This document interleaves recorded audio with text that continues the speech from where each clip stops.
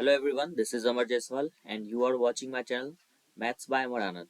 So आज के इस वीडियो में गाइस मैं जो है अभी अभी ओलिव बोर्ड के एप्लीकेशन पे IBACIO का लाइव टेस्ट चला हुआ है, जैसा कि आप लोग देख सकते हो।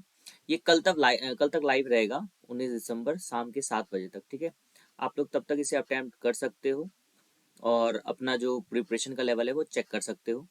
ठीक है, और मैं इस वीडियो में यहाँ का जितने भी क्वेश्चंस हैं मैथमेटिक्स के, मैं उनका वीडियो सॉल्यूशन प्रोवाइड करने वाला हूँ। ठीक है, तो ये मेरे बारे में कुछ ब्रीफ इंट्रोडक्शन है। आप देख सकते हो मैंने कौन कौन सा एग्जाम क्वालिफाई किया है और मेरे मैथ्स में क्या क्या मार्क्स रहे हैं। ठीक है, वैसे तो इस टेस्ट में टोटल 20 क्वेश्चन है, बट इनमें से कुछ 5-6 क्वेश्चन जो है वो काफ़ी अच्छे हैं, तो मैं पहले उसे कराऊंगा जिससे कि आप बाकी क्वेश्चन सभी क्वेश्चन को देखने में अपना वक्त बर्बाद ना करें। जो भी अच्छे बच्चे हैं तो वो कुछ 5-6 क्वेश्चन देख के जा सकते हो, अदरवाइज जो बिगिनर्स हो जिन्हें काफ़ी क्वेश्चन में दिक्कत हो रहा है तो वो पूरा वीडियो को देख सकते हो। तो आइए इसी के साथ हम लोग वीडियो को स्टार्ट करते हैं। तो हमारा जो सबसे अच्छा क्वेश्चन है, चलो पहले क्वेश्चन से ही हम लोग करते हैं। ये क्वेश्चन भी अच्छा ही है। देखो इसमें कह क्या रहा है हमें 6 men and 12 boys can do a piece of work in 7 days। सबसे पहले अगर आप लोग को बेसिक पता नहीं है तो मैं बता देता हूँ। वर्क जो होता है ना, number of person into time, या नंबर ऑफ पर्सन को हम लोग इफिशियंसी ऐसे बोल सकते हैं, इफिशियंसी इनटू टाइम बोल सकते हैं। ठीक है, efficiency into time equal to क्या होता है, हमारा वर्क होता है। ठीक है, अब ये नंबर ऑफ पर्सन मैंने क्यों लिखा, क्योंकि हर एक पर्सन को अगर मैं, जैसे कि यहाँ पे 6 मैन है ना, एक मैन की इफिशियंसी को मैं m मानूंगा तो 6 मैन की इफिशियंसी कितनी होगी, 6m। अगर एक बॉय की इफिशियंसी को मैं b से ही डिनोट करूंगा तो 12 बॉयज की इफिशियंसी कितनी होगी, 12b। तो बोला है अगर एक साथ 6 आदमी और 12 लड़के एक काम को 7 दिन में पूरा कर रहे हैं, तो दोनों साथ में काम कर रहे हैं, तो ये दोनों का कंबाइंड इफिशियंसी कितना हो गया, इतना। 7 दिन में काम कर रहे हैं तो इफिशियंसी और टाइम को मल्टीप्लाई करेंगे तो ये हमारा क्या आ गया, वर्क आ गया।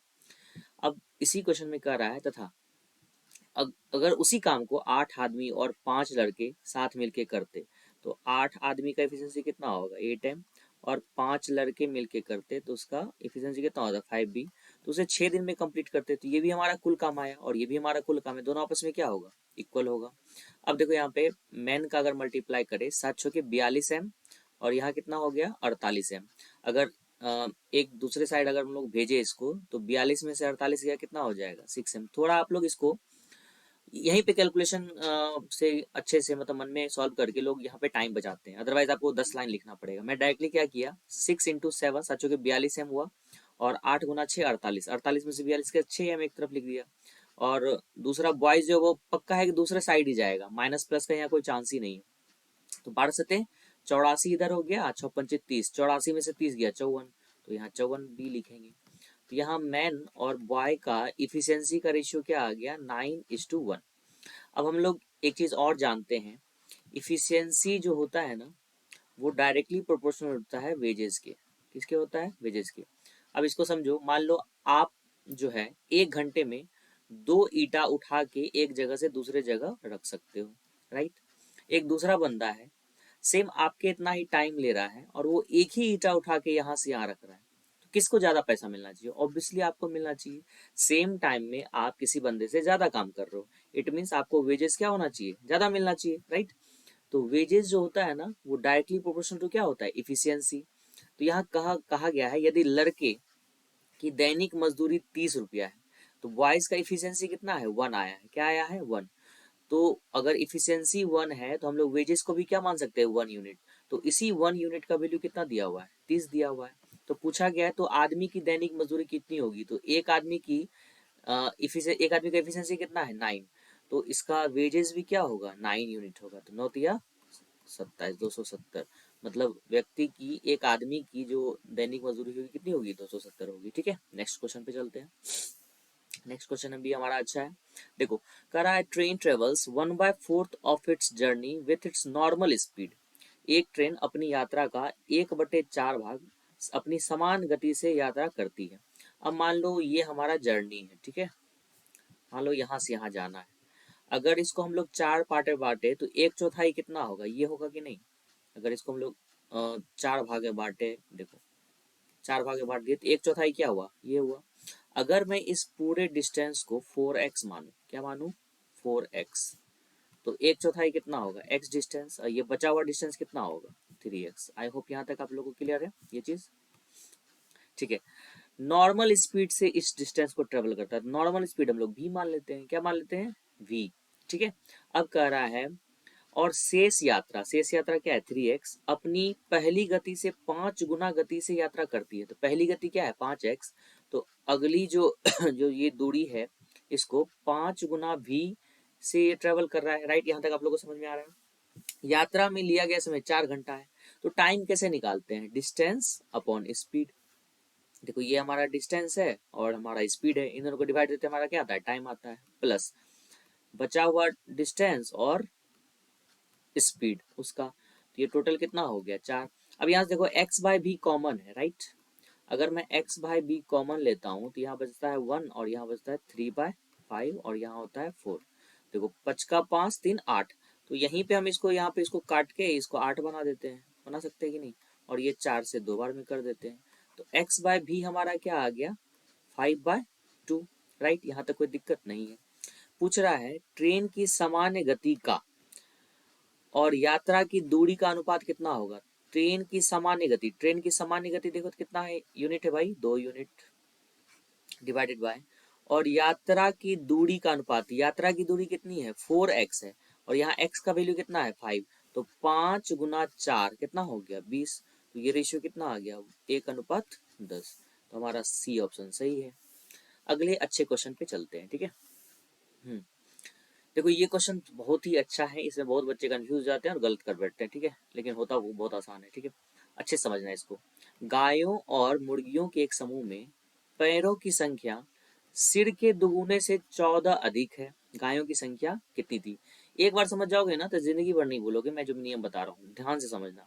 देखो गाय में एक बनाता हूँ, तो ये मान लो गाय के कितने पैर हैं, 4 पैर हो गए और 1 सिर हो गए, ये गाय हो गया हमारा। और मुर्गी, मुर्गी के 2 पैर होते हैं और 1 सिर होता है, राइट, होता है। अब यह कह रहा है the number of legs was 14 more than twice the number of heads. थोड़ी देर के लिए हम लोग क्या करते हैं, ये जो गाय का 4 पैर है ना, इसको हम लोग थोड़ी देर के लिए 2 ही समझते हैं। क्या समझते हैं, 2। इस पीछे वाले 2 पैर, गाय के जो पीछे वाला 2 पैर, जस्ट इमेजिन करो आप लोग, ठीक है, गाय का जो पीछे वाला 2 पैर है ना, इसको थोड़ी देर के लिए हम लोग इग्नोर करके चलते हैं। क्या करते हैं, इग्नोर करके चलते हैं, देखते हैं क्या होता है, ठीक है। हमने इग्नोर कर दिया। अब ये भी जो गाय है इसका 2 पैर और 1 सिर है, और ये मुर्गी है इसका भी 2 पैर 1 सिर है, इसको भी इग्नोर करके चल रहे हैं। ऐसा नहीं कि पूरी तरह से गायब हो जाएगा, मन में ऐसा मान लिए कि पीछे वाला 2 पैर नहीं है, अभी आगे वाला ही 2 पैर है और 1 सिर है। अच्छा देखो तो यहाँ पे 1 सिर है 2 पैर है, यहाँ 1 सिर है 2 पैर है, टोटल कितने सिर हो गए, टोटल 2 सिर हो गए। तो टोटल पैर कितने हुए, 4 हुए ना। इस 2 को अभी हम लोग इग्नोर कर रहे हैं, इसको अभी आप लोग मत सोचना, आगे वाला सोचो सिर्फ। तो जितने हेड्स हैं उसका दुगुना क्या है, उसका दोगुना जो है हमारा पैर है। जितने हेड है उसका दोगुना क्या है, पैर है। अब देखो यहाँ पे वही यहाँ कर रहा है the number of legs was 14 more than, यहाँ लेग्स लिख देता हूँ, legs is equal to 14 more than twice the number of heads, twice the number of heads. अब मान लो गाय हो या हो मुर्गी, उनके जितने हेड्स हो गए उसका दुगुना हमारा क्या होगा, उसका आगे वाला पैर, उसका ये पैर और ये पैर, ये जो है वो क्या होगा, दुगुना ऑफ हेड्स, दुगुना ऑफ हेड्स पुड़ गया। तो ये जो 14 बचा एक्स्ट्रा, ये 14 किसका पैर है, वो गाय का पीछे वाला पैर है, वो गाय का क्या है, पीछे वाला पैर है। अब गाय के पीछे में 2 पैर होते हैं और टोटल 14 लेग्स हैं, 14 पैर हैं, तो कितने गाय हुए, 2 से डिवाइड देंगे, 7 गाय होंगे। 7 गाय होंगे तभी ना उसका दुगुना क्या होगा, 14 होगा, उसके पीछे 2 2 पैर होंगे। इट मीन्स गायों की संख्या कितनी हो गई भाई, 7 हो गई। यही पूछा गया था, नंबर ऑफ कॉज वाज कितना हो गया, तो 7 हो गया। समझाने के लिए इतना टाइम लगा, इतना टाइम लगता नहीं है, समझ जाओगे तो तुरंत बन जाएगा, ठीक है। चलिए अपने अगले क्वेश्चन पे चलते हैं, इसको फिर से अगर नहीं समझ आया फिर से रिवाइंड करके देख लेना, अच्छे समझ में आ जाएगा। नेक्स्ट अच्छे क्वेश्चन पे मूव करते हैं। देखो बोल रहा है what minimum number must be subtracted from 1024 to get the largest 3 digit number which is divisible by 19। तो चूंकि 1024 में से ही घटाना है, तो 1024 में ही 19 से डिवाइड देंगे। यहाँ पे हम लोग 999 नहीं ले लेंगे। अगर ऐसा बोलता कि 3 डिजिट का सबसे कौन सा बड़ा से बड़ा नंबर है जो कि 19 से डिवाइड हो जाए, तब इसमें हम लोग 19 से डिवाइड देते, लेकिन ऐसा तो कहा नहीं गया है। कहा गया है 1024 में क्या घटाया जाए कि 19 से वो कट जाए और 3 डिजिट का वो बड़ा से बड़ा नंबर हो, तो हम लोग 1024 में ही 19 से डिवाइड देंगे। तो 19 पचे 95, तो यहाँ 7 आ गया, यहाँ 4 आ गया। 19 चौके 76 होता है तो नहीं लगेगा। 19 तिया 57 ये लगेगा। घटाते हैं, 14 में से 7 गया 7, और यहाँ बचा 6, 6 में से 5 गया 1, 17। ठीक है, 1024 में से अगर हम लोग 17 घटाएं, ठीक है, तो देखो ये घटेगा तो क्या ये 3 डिजिट का बनेगा क्या? नहीं ना, 24 से ज्यादा घटता तभी ना 3 डिजिट का बनता, राइट। तो ये 3 डिजिट का नहीं बनने वाला है, और इसको 19 से कटाना भी है। 17 का घटेगा तो ये 19 से कट जाएगा। मान लो ये घटा देते एक बार, 14 में 7 गया 7, 1 में से गया 0, 0 1, ठीक है। लेकिन अभी भी इसमें कुछ ना कुछ घटाना पड़ेगा, तभी तो 19 से कटेगा। तो नेक्स्ट इससे घटाना हमें क्या पड़ेगा? 19 घटाना पड़ेगा, तभी तो ये फिर से 19 से कटेगा ना। 19 का टेबल है तो 19 से ही घटाना पड़ेगा, राइट। तो 17 में से 9 गया 8, 9 में से 1 गया 8, यहाँ 9 बच गया, 9 8 8। तो एक्चुअली में 1024 से घटाना क्या क्या पड़ा? 17 भी घटाना पड़ा, 19 भी घटाना पड़ा। तो टोटल 17 प्लस 19, 9 7 16 6, बाकी एक 36 घटाना पड़ा 1024 में से, तब जाके वो जो है 19 से घटा, और वो 3 डिजिट का सबसे बड़ा से बड़ा नंबर 988 बना, ठीक है। नेक्स्ट अच्छे क्वेश्चन पे मूव करते हैं। देखो, अब कह रहा है monthly income of A and B are in the ratio 8:9। देखो यहाँ ए लिख देता हूँ मैं, यहाँ बी लिखता हूँ, और आई फोर क्या होता है? इनकम, ठीक है। तो इनकम का रेशियो क्या है हमारा? 8:9 है, ठीक है। अब बोल रहा है monthly expenditure and saving of A के ही बारे में बोला है, बी के बारे में चर्चा नहीं बोला है।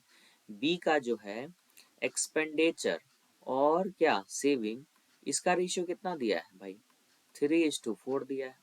अच्छा, हम लोग जानते हैं ना इनकम बराबर क्या होता है? एक्सपेंडिचर प्लस सेविंग, होता है कि नहीं? तो अगर एक्सपेंडिचर और सेविंग का रेशियो दिया हुआ है, तो इन दोनों को अगर हम लोग ऐड करेंगे तो कितना यूनिट हुआ? 7 यूनिट हुआ। 7 यूनिट हमारा क्या आ रहा है? इनकम आ रहा है। क्या आ रहा है? इनकम। लेकिन यहाँ ए का इनकम क्या दिया हुआ? 8। तो क्या 8 और 7 अभी सेम है? नहीं, इसको सेम बनाएंगे। इस 7 और 8 को सेम बनाने के लिए हमको इसमें 8 से गुना करना पड़ेगा, और इसमें क्या क्या चीज़ से गुना करना पड़ेगा भाई? 7 से गुना करना पड़ेगा। तो इसमें 8 से गुना करने पर तो ए का जो है इनकम और सेविंग का रेशियो ये बन के क्या तैयार हो जाएगा? 8 तिया 24 और 8 चौके 32, ठीक है। और इसमें अगर 7 से मैं मल्टीप्लाई करता हूँ तो 8 सत्ते 56 और 9 सत्ते 63। यहाँ तक कोई दिक्कत नहीं है, ठीक है। अब हमें क्या कह रहा है? And their difference is 2400। Their difference का मतलब क्या हुआ भाई? देखो, ए का मासिक व्यय और बचत क्रम से 3:5:4 के अनुपात में है, और उसका अंतर 2400 है। मतलब इसका जो है ना व्यय और बचत के बीच का अंतर कितना है? 2400। तो इन दोनों के बीच का अंतर देखो तो कितना है? 8 है। ये 8 यूनिट का वैल्यू है 2400। तो 1 यूनिट का वैल्यू कितना हो गया? 300। तो पूछ रहा है बी की मासिक आय की गणना करें, तो बी की मासिक आय कितना यूनिट है अभी? 63 यूनिट। तो 63 यूनिट का वैल्यू कितना होगा? 3 तिया 9, 6 का 18 पे 2 जीरो, 18,900 रुपया। तो फर्स्ट ऑप्शन हमारा क्या हो जाएगा? करेक्ट हो जाएगा। नेक्स्ट अच्छे क्वेश्चन पे चलते हैं हम लोग, ठीक है। इसमें कह रहा है if the literacy rates in villages A B C D is 55%, 70%, 65%, 60% respectively, what is the total number of illiterate people in all the village combined, ठीक है। देखो, ए का जो सेंट्रल डिग्री है, ठीक है, 120 डिग्री है, और उसमें 55% जो है वो पढ़ा लिखा है। तो अनपढ़ कितना हुआ? 45%। तो ए में अगर हम लोग देखें तो 120 डिग्री का 45%, ये क्या हो जाएगा? हमारा अनपढ़ हो जाएगा। क्या हो जाएगा? अनपढ़। इसको सॉल्व कर सकते हैं हम लोग। 5 दूनी 10, 5 नमक 45, 2 छके 12, 9 छाके 54 डिग्री। क्या हो जाएगा? ये 54 डिग्री आया, जो कि अनपढ़ है। बी में 70% पढ़ा लिखा है, तो बी का जो डिग्री हमारा कितना है? 90 डिग्री। तो अनपढ़ कितना हुआ? 30%, 9 तिया 27 डिग्री। सी में देखा जाए, सी का सेंट्रल एंगल है 60 डिग्री और 65% पढ़ा लिखा है, तो अनपढ़ कितना हुआ भाई? 35%। 1 जीरो से 1 जीरो कटा, 5 सत्ते 35, 5 दूनी 10, 2 तिया 6, 7 तिया 21 डिग्री। डी का, डी में 90 डिग्री है और 60% पढ़ा लिखा हुआ है, तो 30% कितना हुआ अनपढ़, 9 तिया 27। अब टोटल अनपढ़ का जो सेंट्रल एंगल होगा वो जोड़ते हैं। देखो 27 कितना हो गया, देखो ये 27 और ये 27, 54 डिग्री। 54 प्लस 54 108 डिग्री, 108 एक 109, 109 20, 129, 129 डिग्री। टोटल ये सेंट्रल एंगल कितना होता है भाई, 360 होता है। कितना होता है, 360 डिग्री। इंटू कितना हो गया, 2520, क्योंकि टोटल जो विलेजर्स है, पॉपुलेशन जो गांव का 2520 है। सॉल्व कर लेते हैं इसको। ये 0 0 कट गया, 12 से कट जाएगा, 12 तिया 36, 12 दूना 24, 12 कम 12, 3 सते 21, 9 सते 63 के 3। देखो 9, ये जोड़े सही है ना, 27 दूना 54, 54 दूना 108, 108 एक 109, 109 और 20, 129। ठीक है, ठीक है, ठीक है, ठीक है। What is total number of illiterate people in all villages combined? Multiply करते हैं, 9 सत्ते 63 के दिन, बाकी 6 और 12 सत्ते 84, 84 6 90, 903 आ रहा है यार। इसमें कुछ ऑप्शन में गड़बड़ी किया, मैंने कुछ गड़बड़ी तो नहीं किया। 55% देखो इधर, हाँ 55% क्या है, लिटरेट है, A B C and D. ठीक है, 55 है तो 55 45 100 होता है 45। 120 का 45%, 0 0 कट गया, 5 45, 5 दूना 10, 2 6 के 12, 9 6 के 54 डिग्री। ठीक है, 90 का 70 30 100 होता। अच्छा यहाँ लास्ट में गलती हो गया, 60%, यहाँ 40 होगा ना, 9 4 के 36, ये 36 डिग्री हुआ, सॉरी। 27 दिया 81, 81 81 और 21, 102 डिग्री और 36, 6 2 8, 138, 138 होगा।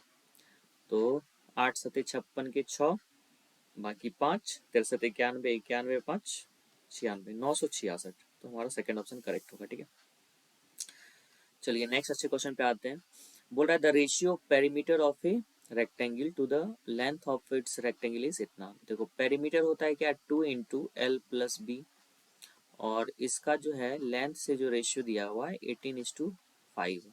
तो अगर हम लोग लेंथ को 5 यूनिट माने तो 2 इंटू 5 यूनिट प्लस बी बराबर हम लोग 18 लिख सकते हैं। तो 5 प्लस बी बराबर 9, तो बी बराबर 4 यूनिट आ गया। बी बराबर क्या आ गया, 4 यूनिट, और लेंथ हमारा 5 यूनिट है। कह रहा है if the breadth of rectangle is 5 centimetre less than the length, यदि चौड़ाई जो है आयत लंबाई से 5 कम है, तो लंबाई और चौड़ाई में कितना यूनिट का डिफरेंस है, 1 यूनिट का। तो ये 1 यूनिट 5 के बराबर हो गया।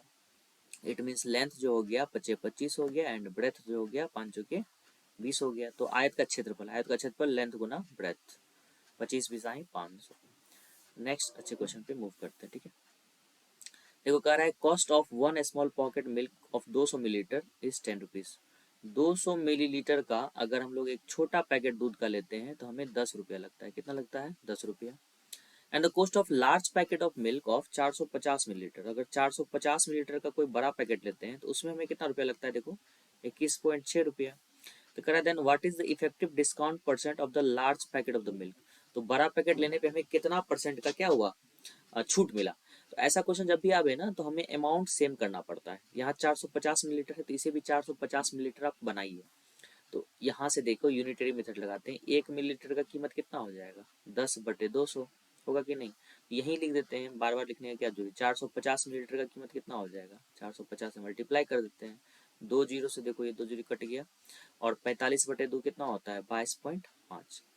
इट मीन्स अगर हम लोग छोटा पैकेट खरीदते हैं ना, छोटा पैकेट का 450 मिलीलीटर का दाम हमें 22.5 रुपया पड़ रहा है, लेकिन वही बड़ा पैकेट खरीदे 450 मिलीलीटर का तो उसमें 21.6 रुपया ही पड़ रहा है। तो छूट तो मिला है, कितना का छूट मिला है, घटाओगे तो 15 में से 6 गया 9, 0.9 रुपीज का छूट मिला है। ठीक है, छूट किस पे मिल रहा है भाई, इस वाले पे। ठीक है, तो 22.5 इंटू 100 परसेंटेज निकालना है, राइट। तो देखो ये पॉइंट से पॉइंट हो रहा, 25 से काटिए, 25 चौके 100, 25 नंबर 225, 9 से 9 कट ही गया, मतलब 4% का हमें डिस्काउंट मिल रहा है अगर हम लोग बड़ा पैकेट खरीदे इंस्टीड ऑफ स्मॉल पॉकेट। ठीक है, ये सारे अच्छे क्वेश्चन थे जो मैंने करा दिए हैं। ठीक है, बाद बाकी अच्छे क्वेश्चन ही है, बट बहुत ज़्यादा ही मतलब डिफिकल्ट या अच्छे नहीं है, नॉर्मल है, जो कि मैक्सिमम बच्चे बना लेते हैं। ठीक है, जैसे इस क्वेश्चन में देखते हैं, एक शंकु जिसका व्यास 42 है तो रेडियस कितना हो गया हमारा भाई, 21 हो गया। ठीक है, एंड ऊंचाई त्रिज्या से 7 मीटर अधिक है, तो ऊंचाई कितना हो गया, 21 7 28, तो उसका वर्ग वक्रीय पृष्ठ क्षेत्रफल कितना होगा। देखो एक शंकु मैं बनाता हूँ पहले। ठीक है, ये शंकु हमारा बन गया। हम लोग जानते हैं कि राइट सर्कुलर कोन का ये एंगल कितना होता है, 90, त्रिज्या है 21, हाइट है 28, तो एक राइट एंगल ट्रायंगल। देखो ट्रिपलेट बनाने के लिए ना बहुत आसान है, उतना हम लोग को स्क्वायरिंग फिर नहीं करना, डायरेक्टली हो सकता है। देखो ये किससे कट रहा है, 7 से कट रहा है ना, 7 तिहाई 21, 7 चौके 28, तो 3 4 5 का ट्रिपलेट होता है ना, क्योंकि 7 का ये मल्टीपल है, 7 तिहाई के 7 चौके 28, 7 पचे 35, तो लेटरल हाइट जो आया, ये स्लैंट हाइट जो है वो कितना आ गया, 35 हो गया। तो अब हम लोग को वही कर्व सरफेस निकालना है, तो कर्व सरफेस एरिया होता है पाई आर, और एल कितना 35, सॉल्व कर लो, 7 पचे 35, 22 पंचे 110 गुना 21, 110 एकम 110, 110 गुना 220। ठीक है, 0 1 3 2 2 3 1 0, चलो ये बन गया। नेक्स्ट पे चलते हैं। HCF of two number both greater than 15 is 15 and their product is इतना। अगर दो नंबर का एचसीएफ 15 है तो एक नंबर हो जाएगा हमारा 15x, दूसरा हो जाएगा हमारा 15y। ठीक है, और दोनों का प्रोडक्ट कितना है 3375, तो दोनों का प्रोडक्ट कर दो यही भाई, ये कितना है 3375, तो 15 से काटो इसे, 15 दूना 30, 3 गया 37 हो गया, 15 दूना 30, 7 15 पचे 75, फिर 15 से काटो, 15 एकम 15, 15 पचे 75, मतलब x इंटू वाई आया 15। तो क्या क्या पॉसिबिलिटीज बनता है, या तो x हो जाए 1, y हो जाए 15 एक, दूसरा x3 हो जाए y 5 हो जाए, यही हो सकता है ना, या इंटरचेंज।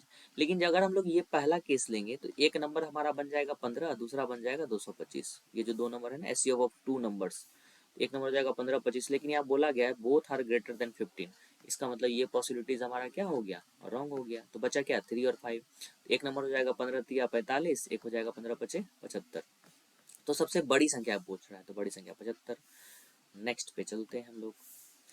देखो what is the respective ratio of the number of items whose price is less than ₹25 and the number of items whose price is lies between 35 and 45 rupees. 25 रुपए से कम, देखो 25 रुपया है ना, इससे कम क्या क्या है, 11 है, 37 है और 18 है, जोड़ो। कैसे जोड़ेंगे, देखो 30 10 40 10 50, 50 इधर हो गया, 8 7 15, 15 1 16, मतलब 66, क्या हो गया 66।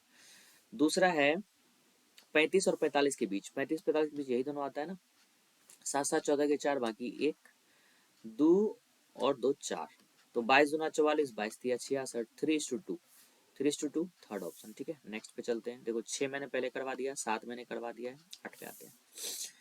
Couple completed a journey in 5.2 hours. He completed 24% of the journey at 60 km per hour and remaining journey at 57% per hour. ठीक है, जैसे परसेंटेज आ जाए ना 100 मानने में बहुत ही अच्छा होता है।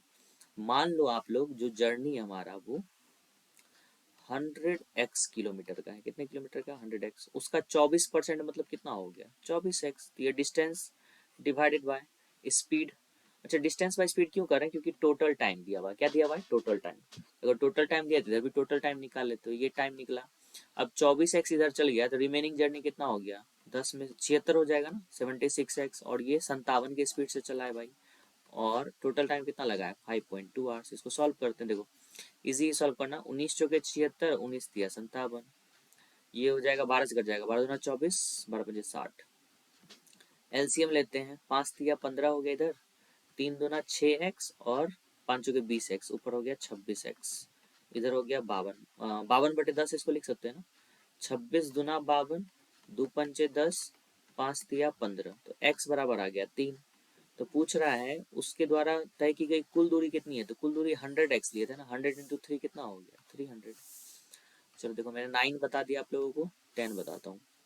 If the amount 34,000 received on a sum of 20,000, ठीक है, after 7 years at the rate of R% of interest on simple interest, find R। Interest दिया, अमाउंट दिया है 34,000, 34,000 है ना, 20,000, ठीक है, अमाउंट है भाई।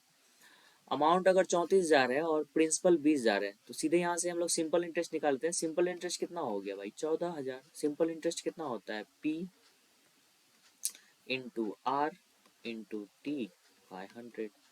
इजी है, जीरो जीरो कट गया, दो जीरो से दो जीरो कट गया, 7 दूना 14 से 14 10 बार में कट गया भाई। देखो R बराबर 10%, बहुत इजी क्वेश्चन था। 11 का मैंने आपको पहले बता दिया, 12 का बताता हूँ। An object is sold for 370 at a profit of 85%। Profit of 85%।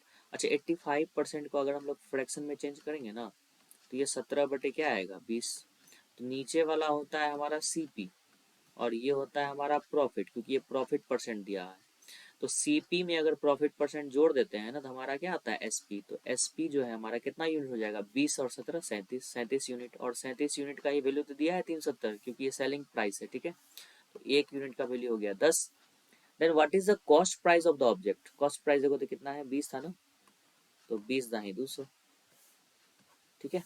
Next पे चलते हैं हम लोग। 13 करा, a student has to multiply number with 16/7। मान लो नंबर हमारा x है।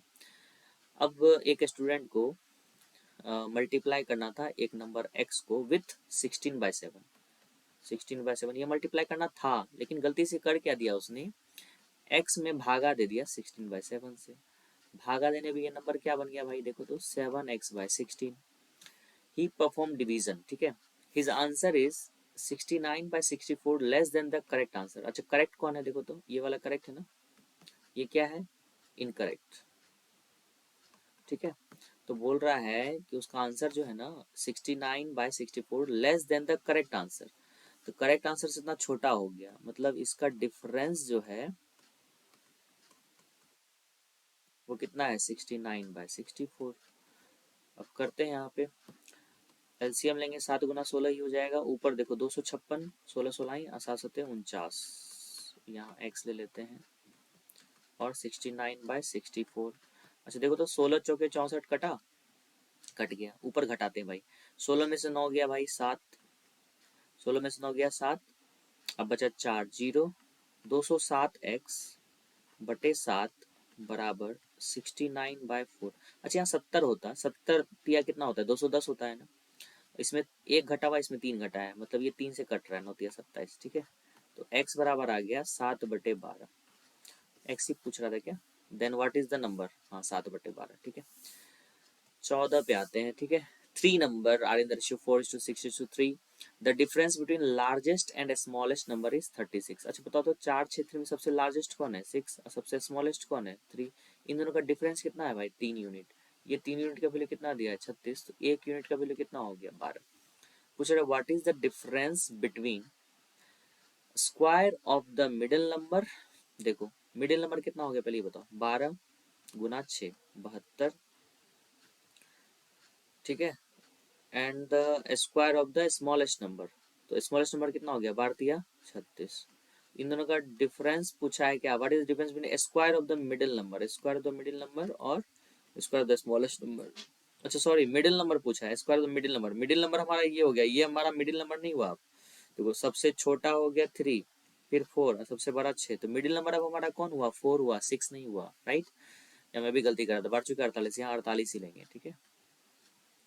A² माइनस B² कितना होगा, A+B, 8 4 बाकी 1, 4×7 = 84 इंटू, और 48 में 36 गया 12, तो 12×4 = 48 के 8 बाकी 4, 12×96 4 100। बहुत ही अच्छा क्वेश्चन था ये, बहुत ही अच्छा क्वेश्चन, ठीक है, ध्यान से।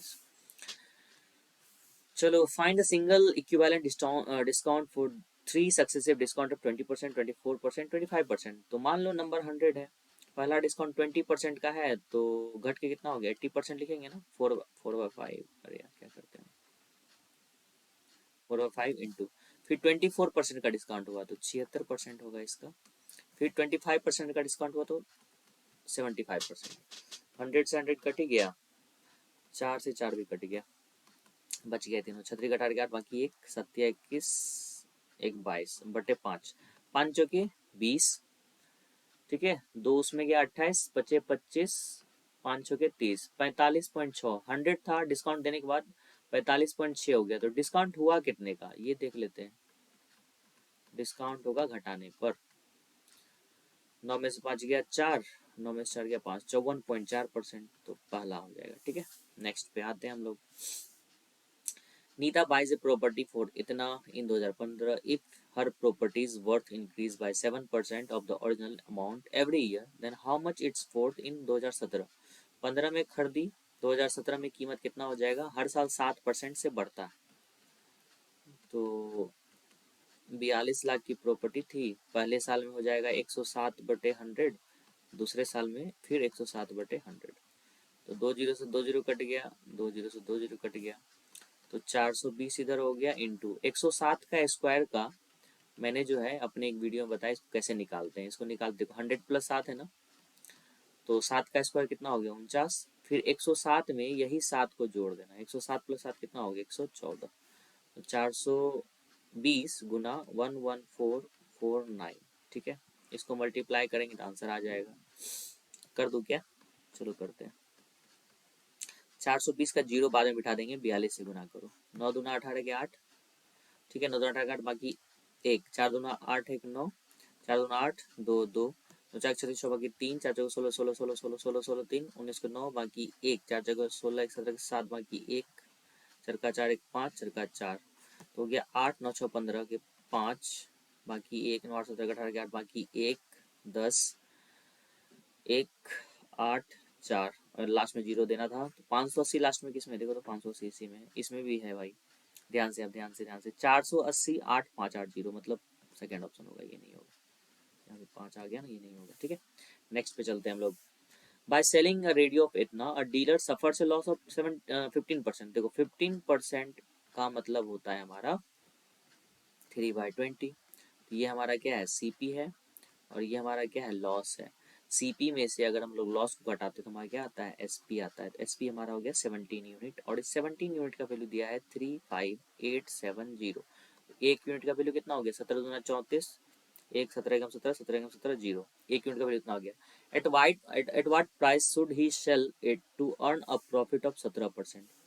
ठीक है, तो अब नया प्रॉफिट पूछ रहा है, नया मतलब नया प्राइस पूछ रहा है जब उसको 17% का लाभ हो। 17% का लाभ मतलब कितना हो गया 117 यूनिट, कितना हो गया 117 यूनिट का वैल्यू पूछ रहा है, तो 117 यूनिट का वैल्यू कितना हो जाएगा 2110 गुना 117/100, 100 एक सेकेंड, ठीक है, अच्छा अच्छा सॉरी सॉरी, सबसे पहले तो ये एक यूनिट का वैल्यू निकला इतना ना, तो पहले हम लोग को सीपी निकालना पड़ेगा। ठीक है, सीपी अगर निकाले तो इसका 20 यूनिट का वैल्यू निकालना पड़ेगा, तो एक मिनट रुको, इसको मैं हल्का सा मिटाता हूँ, मेरा और चला गया था, सॉरी फॉर दैट। ठीक है, तो 20 यूनिट का पहले वैल्यू निकालेंगे, तो 2110 इंटू 20, ये हमारा सीपी आ गया। अब सीपी का 117% हमें निकालना पड़ेगा, तब जाके जियो हमारा आएगा, नया सेलिंग प्राइस आएगा। तो 2 जीरो से 2 जीरो कट गया, तो 211 हो गया, 117 दूना हम लोग लिख सकते हैं 234, तो लास्ट में 4 एकम 4, यूनिट डिजिट 4 होगा, तो यूनिट डिजिट 4 यही है, यही होगा, मल्टीप्लाई करके आप लोग चेक कर सकते हो। लास्ट क्वेश्चन पे आते हैं। The average of the first 3 numbers is thrice the fourth number if the average of all the 4 numbers is 6। देखो 4 नंबर हम लोग ले लेते हैं ए बी सी डी, इन चारों का एवरेज अगर 6 है तो चारों का सम कितना हो गया, 6 आगे 24। इसमें से हम लोग को बोला गया है कि पहले 3 नंबर का जो एवरेज है वो thrice the fourth number, thrice the fourth number, ये भी ठीक है। तो a प्लस बी प्लस सी हमारा कितना हो गया, देखो तो 9d हो गया ना, 9d हो गया। तो पूछ रहा है the find the fourth number, fourth number निकालने के लिए d चाहिए हमें, ए बी सी को एलिमिनेट करना है, तो यहाँ से a प्लस बी प्लस सी का वैल्यू यहाँ रख दो, 9d प्लस d बराबर 24, 10d बराबर 24, d बराबर 2.4, चौथा नंबर हमारा क्या हो गया 2.4। 19 भी मैंने बता दिया, 20 भी मैंने बता दिया। आई होप मैंने सारे क्वेश्चन को डिस्कस कर लिया है। आई होप ये वीडियो आपको काफ़ी अच्छा लगा होगा, तो इसे प्लीज़ लाइक कर दें, शेयर करें इस वीडियो को, और प्लीज़ प्लीज़ प्लीज़ सब्सक्राइब कर लें, जिससे कि आगे आने वाले जितने भी वीडियो सॉल्यूशंस होंगे आप लोग को पता चले। और कहीं ना कहीं मैं भी आगे जाके प्लान कर रहा हूँ कि कुछ पढ़ाऊँ भी एक्स्ट्रा आप लोग को, जिससे कि आप लोग की जानकारी बढ़े। और आप लोग एग्जाम को अच्छे से क्वालिफाई करें। सो इसी के साथ thank you very much guys for watching this video and all the very very best for your upcoming examination. Thank you very much.